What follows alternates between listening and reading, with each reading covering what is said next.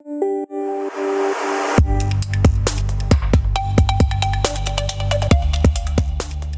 to AdaptNow, the ABB podcast series on adaptive execution. Hello, everybody. This is Dan Overly, again here today with another edition of AdaptNow, our podcast series on ABB Adaptive Execution. And today we have Mohammed Meshraf coming to us from Bangalore to talk about library standardization and modules and the use of that in the ABB Adaptive Execution model. Hi, Mohammed. Hi, Dan. Hi, how are you? Very good, thanks. Let's just get started with maybe an introduction of yourself and maybe tell us a little bit about your background. Yes. So I'm Mohammed Meshraf. I've been with ABB since the last 18 years. I started my career in process automation of oil and gas and chemicals in ABB throughout. I started in Egypt and then spent some years there and then moved to ABB in Norway, doing the same thing, working in oil and gas projects, greenfield projects, brownfield projects. Did some technical account management and line management roles, project management. Before moving to the north of Norway, being responsible for the north of Norway, ABB location in north of Norway, which is responsible for, Snøhvit, Goliath, now Johan Castberg. All these sites are part of the north location. Okay. Then in 2018, I was lucky to join the ABB Project Factory in Bangalore as the Technology and Solutions Manager. And luckily, again, I'm now part of ABB Adaptive Execution Center, responsible for engineering under the methodology pillar. Okay. So excellent. This is a short background, yes. Good. So you might have a lot of experience today's topic on modules and library standardization in the ABB Adaptive Execution. What are we really referring to, generally speaking, on this topic? Yes, when ABB has a set of standard libraries that are widely used and also come as part of our 800XA core product. We also have libraries that come or supports industry or segment-specific areas. Mm-hmm. These are also widely used. For example, we have our reuse library for oil and gas. We have our PC device library for chemicals and refining. We have utility library for power and water. Each library has a set of library blocks or modules that you can combine, mix and match to satisfy certain process area or process function. And of course, with our bulk engineering tools, you can auto-populate or repeat. If you have repetition in these modules, you can auto-generate these applications by using bulk engineering tools that we also use in our projects. So how does this fit into ABB Adaptive? ABB Adaptive focuses on engineering methodology, workflow, from a process and structure standpoint, and also focuses on the way we execute standardization and putting our solutions or deploying our solutions. These are two main areas that ABB Adaptive is looking at from an engineering standpoint. ABB libraries play a key role in both areas. From an engineering standpoint, Adaptive will provide programming guidelines based on our standard libraries. So the standard libraries will be, in a way, part of our overall guidelines to describe how we build our applications. But on the other hand, the libraries also play a key role in standardizing our applications with a high degree of reusability. Mm-hmm. So you don't need to reinvent your applications every time or in every project. So that's how it will fit in Adaptive. So what does that mean from a project execution? Just these standards make it less customization, I would say. Yes, you can say so. Of course, there is always flexibility, but yes, that will help much in the standardization from a standardization standpoint. Do you have them Because you have broken? the libraries, you have the blocks. Yes. Sorry, Go on. but Sorry. I was just curious. Do you have them broken down by processes or the modules, or how is it? How are they organized? Yes, in our core in the standard libraries that come as part of our core 800XA, these libraries are quite generic. They can be used anywhere, but of course they are quite generic. They sometimes you need to tweak them for a specific process or a standard, but still they are widely used. But the other libraries, the process-specific libraries, you have libraries for oil and gas, for example. You have libraries for chemicals and refining. You have something for power and water. You have for fire and gas applications. You can also get standard libraries or segment libraries. Mm-hmm. So there are libraries that you can use for each process. Some libraries work across. We have also libraries that can be used for SIL applications that are certified libraries, like the reuse library, for instance, as well. As well as the standard library, it is also certified as well, SIL certified. So there is either core library that fits all, or you go for a process specific or a segment specific library as well. You have both choices. So these libraries play a role in the design phase of a project? Yes, because of course when you are designing your project, you are also, in many occasions, we are also helping our customers to put their design, to prepare their design basis and design input for us.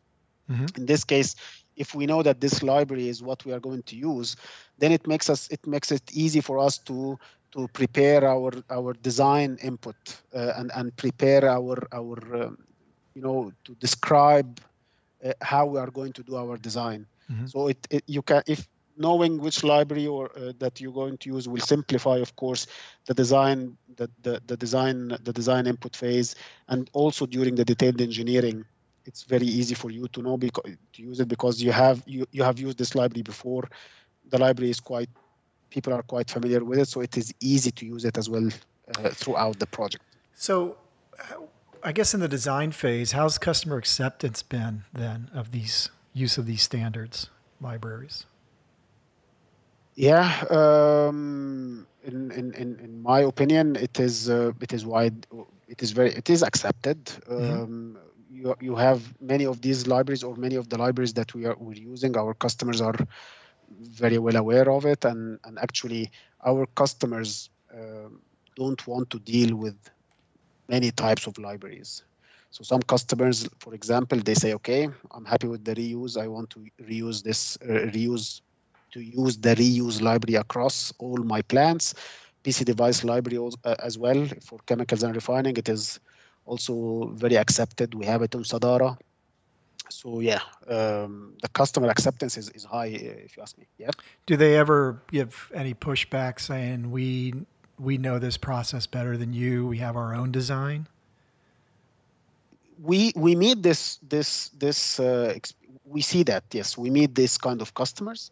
Some customers, they have already have libraries, or they are trained on certain libraries. Sometimes it's even non-ABB libraries, and for this they have their own procedures. Their operators are trained to use this. So in this case, they come and say, okay, we appreciate your standard libraries, we like it, but we cannot go that far. We just want to keep what we have. In this case, our system is quite flexible. We can customize, we can create customized libraries, and we have this for some of the customers. Mm-hmm. So we support both. We can do both.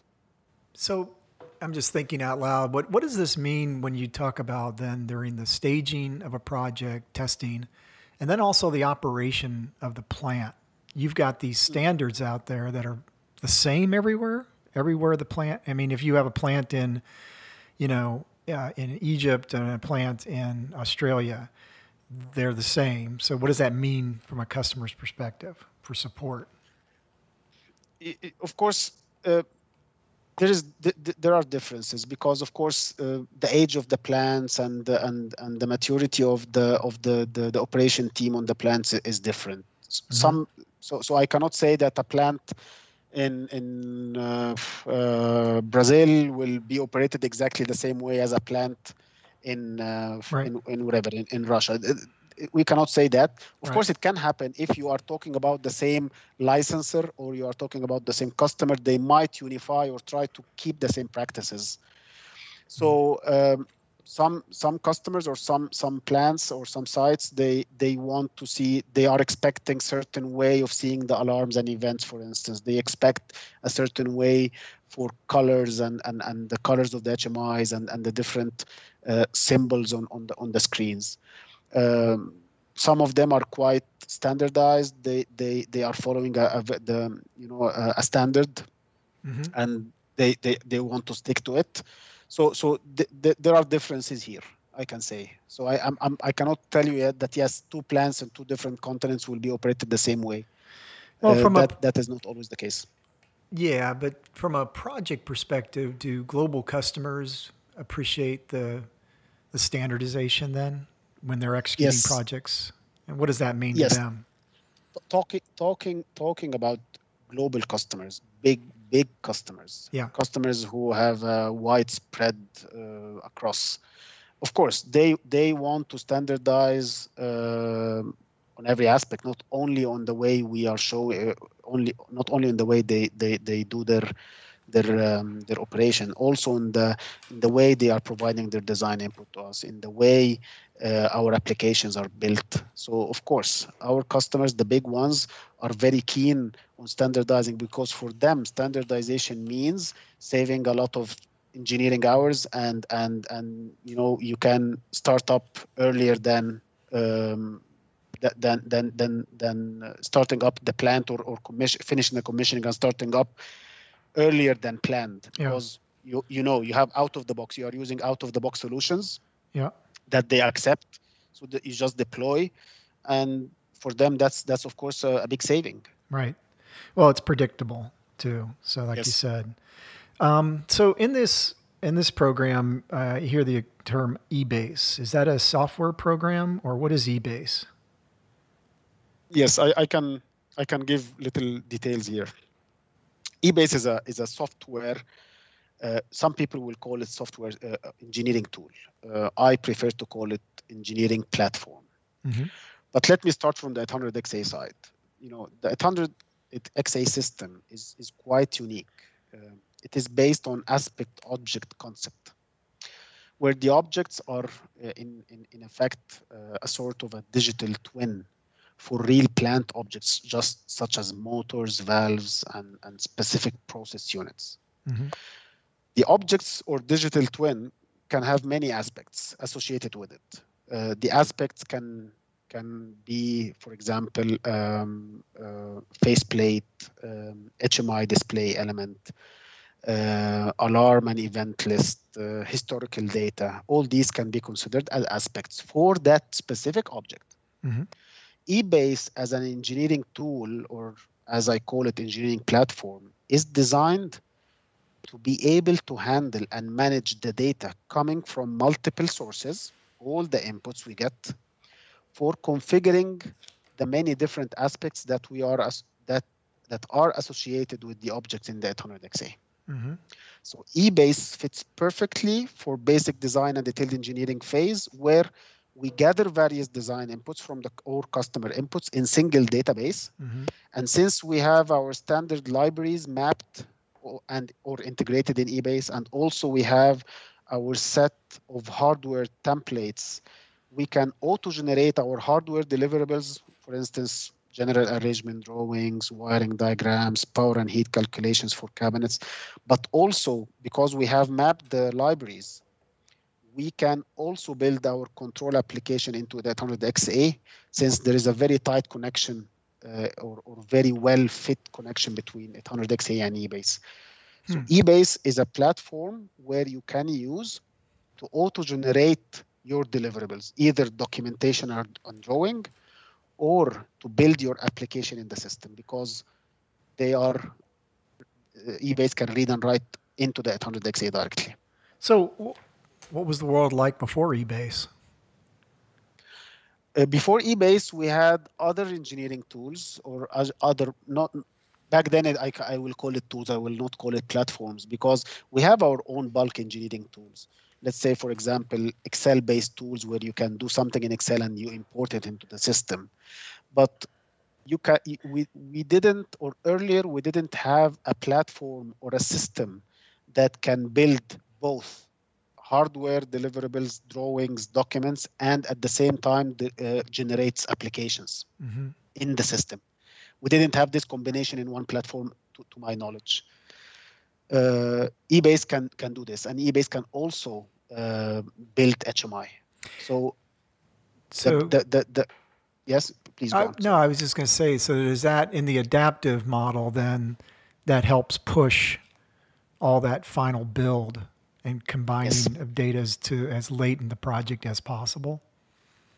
Yes, yes, of course. EBase is like basis for our engineering in adaptive. Okay. We already have all our hardware templates defined in EBase. That is done. We have this already.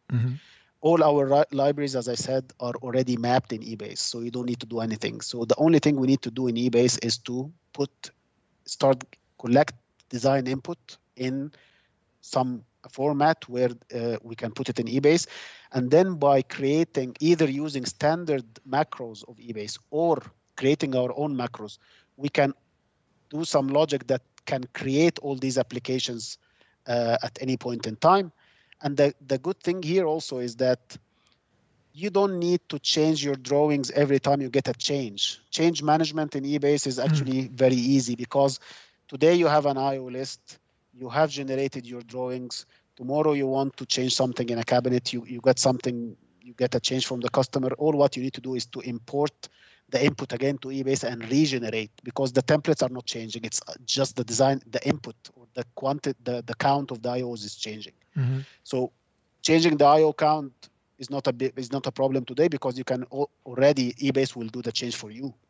So for change management, EBase is very easy. And of course, we can go in a deeper topic here about the select IO, where actually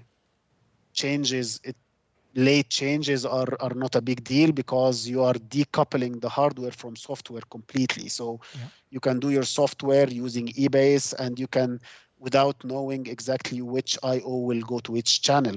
Yeah. So this is also supports us and helps on the late changes. Yeah, but EBase, of course, helps in management of change, definitely. Absolutely, and it all comes together when you take all these things separate, select IO, and use of standards, the use of EBase. Those are all separately, but when you bring it together, it really makes adaptive hum. So you've given us a lot of good information, Mohammed. I am curious. We've talked a bit about the role standards play in the design of the process. Is there anything standardized around the electrical side? Yes, of course. One of the very unique proposition from ABB side is, of course, electrical integration. ABB system is quite unique because we have very good integration between process and electrical. We even have libraries, power management libraries for load shedding and load sharing that are part of our core product, and they are handling the power management system. And also we have the IEC 61850 libraries that together with our electrical equipment and IEDs, it forms a very well tightly connected with the 800XA system. So from one system, from the 800XA system as a top system, you can monitor and control process and electrical at the same time from the same platform, without any moving between systems, without doing any serial communication kind of thing. No, it is integrated in the system. They are both talking in the same database. So this is one of the very strong areas of the 800XA system that actually we are ahead of a lot of our competition. I have to say. Yeah. So then in the engineering phase, you treat these modules and standards, electrical modules, same as you treat the process modules. Exactly. So Yeah. as I said, for example, we have mapped our libraries. When I say mapped our libraries in EBase, I'm talking about process libraries, and I'm also talking about electrical libraries. Excellent. When I'm talking about that, we have templates for our hardware and cabinets. We have this for our select IO cabinets, or for our IO cabinets, and also for our electrical cabinets and electrical symbols. So in EBase, we have built all these templates. So you don't need to do different two different workflows. You can use EBase and you can engineer both electrical and process. Okay. Well, this has been really good, Mohammed. I mean, just to summarize myself here, what I've heard is the use of standards and modules, and the role it plays in adaptive allows you to be much more predictable and reduce risk in terms of the alternative of creating everything customized. When you use it this way, you can manage your data from various sources much more effectively. You can auto-generate your documents, drawings, and your applications, so you don't have to do that manually. And then the most significant thing you talked about is change management, correct? Yes. Change management is now traditionally used to be a problem, but now it is not only for ABB. That's for any automation vendor. But now, using our technology and our methods, change management is not a problem anymore, because our technology supports late binding. So you can do changes at the very last minute, no worries. And we already have our engineering tools and engineering platforms that actually manages changes very easily. So you don't need to re-engineer anything. All what you need is to just feed in the right input, and then it will auto-generate your deliverables again with a new version. Excellent. Well, this has been real informative, and I appreciate your time today. And we'll come back to the audience another day with another topic. So thanks again, Mohammed. Thank you so much for the time, and I will be happy to discuss this further. So please don't hesitate to contact me. We can have another session or another set of questions if you feel that there are more questions coming on this topic. Okay. Have a good day. Thanks. Thank you, Dan. Thanks a lot. Have a nice day.